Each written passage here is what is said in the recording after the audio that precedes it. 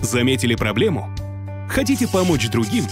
Зафиксируйте нарушение, отправьте на городской портал OneClick Якутск и следите за устранением. Сервис-мониторинг проблем – удобный инструмент для улучшения жизни в городе. За 5 лет решено более 5000 вопросов. В один клик.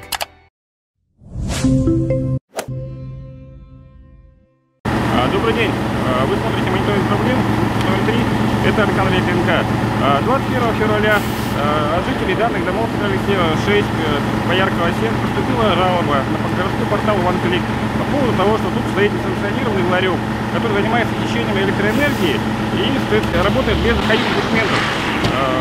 По данной жалобе была отработана работа по того, что мы обратились в административную комиссию города Якутска и право города строительного округа.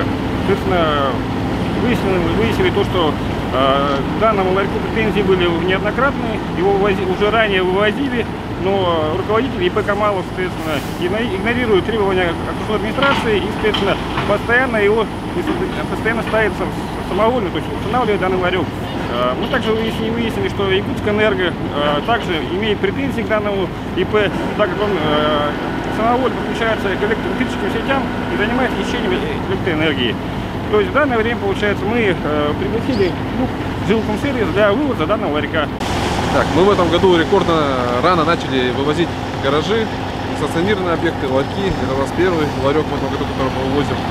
В прошлом году мы вывезли порядка 1500 незаконных объектов, у нас гаражи, в основном и ларьки. Ну, хотелось бы обратиться к гражданам, если у них есть незарегистрированные гаражи во дворах, то вам необходимо обратиться в управу по поводу того, что получить разрешение. Разрешение стоит, в принципе, недорого, но чтобы не было потом таких у нас случаев вывоза, то что неожиданно, да, у людей обычно вывозят эти гаражи.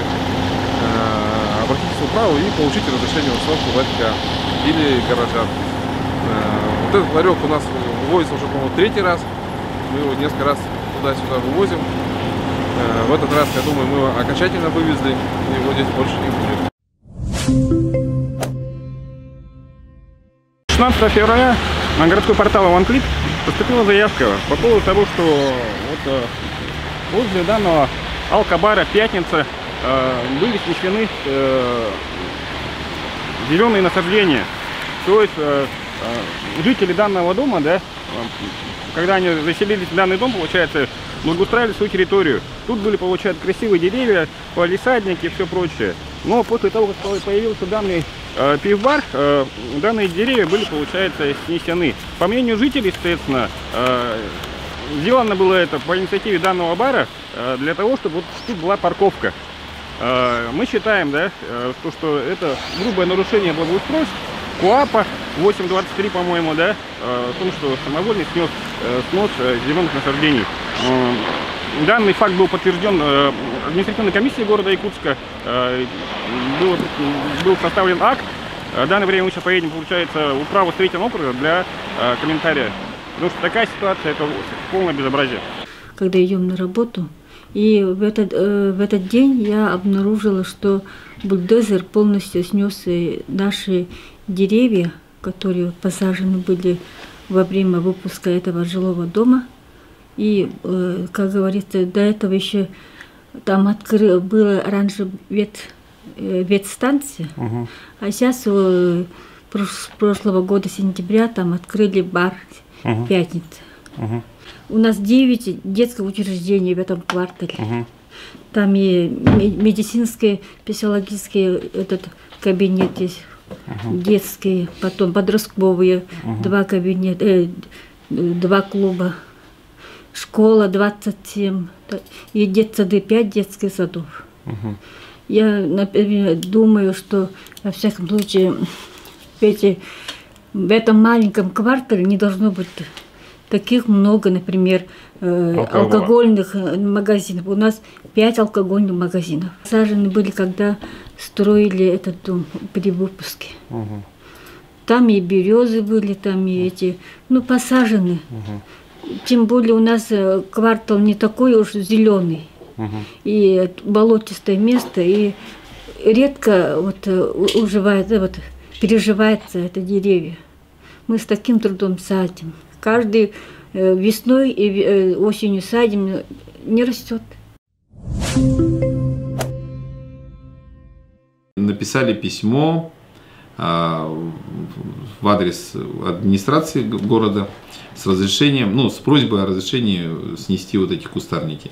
Снесли раньше времени, то есть они вот должны получить вроде как. Ну, с ней поговорили, предписания, конечно, и выписаны.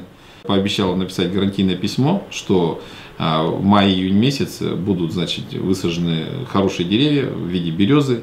И кустарник, вот они с Махсагалка, с питомника привезут адаптированный под наш климат кустарник благородный. То есть можно сказать, что проблема будет устранена? Обязательно. То есть если это не будет, вот как бы я ее даже вот здесь вот сейчас, будем так говорить, пытал и сказал, если вот я говорю, сейчас я людям во всеуслышание заявлю о том, что будет это, если этого в июне не будет высажено, значит мы там устроим большой пикник.